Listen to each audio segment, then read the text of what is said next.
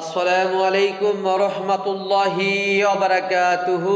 কি অবস্থা সকল বন্ধুরা, কেমন আছেন? যাহারা সেই প্রবাসের মাটিতে রয়েছে, আমাদের দেশের মোহাব্বত ভালোবাসা ত্যাগ করে সেই প্রবাসের মাটিতে রয়েছে, সেই টাকা কামাই করার মেশিন যার দিকে পরিবার পরিজন সকলে তাকাইয়া রয়েছে। এই যে সামনে ঈদ আসতেছে, বাবা মা ছেলে মেয়ে স্ত্রী সন্তানের জন্য দেখেন কতই না পরিশ্রম করতেছে। সেই টাকা কামাই করার মেশিন প্রবাসের মাটিতে মনের মধ্যে কি কষ্ট, টাইম টু টাইম খাবারও পাইতেছে না, কি খাইতেছে না খাইতেছে ধুলা অন্ধকার।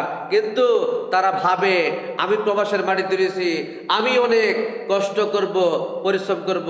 যাহারা দেশের মাটিতে রয়েছে পরিবার পরিজন, তাহারা যেন দুমুঠো ভালামন্দ খাইতে পারে।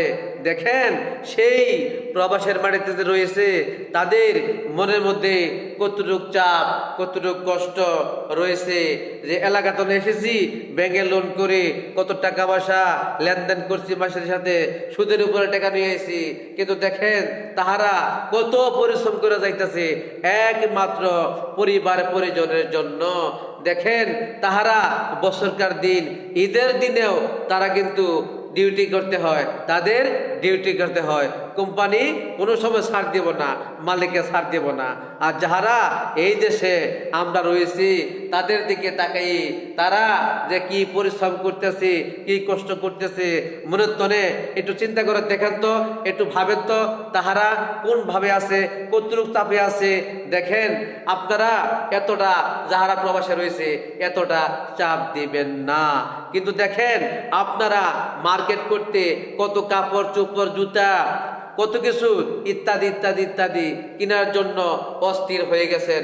যাহারা প্রবাসের মাটিতে রয়েছে তারা দেখেন তাদের পরিবার পরিজনের জন্য কত টাকা পাঠাইতেছে, তাদের জন্য বছরকার দিন যায়।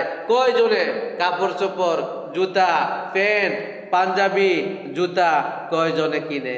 কিন্তু তারা চায় যাহারা তার ফ্যামিলি দেশের বাড়িতে রয়েছে তারা দুমুঠো ভালো মতো খাইতে পারে, একটু হাসি খুশি থাকুক, এইটাই তাদের মনের আশা।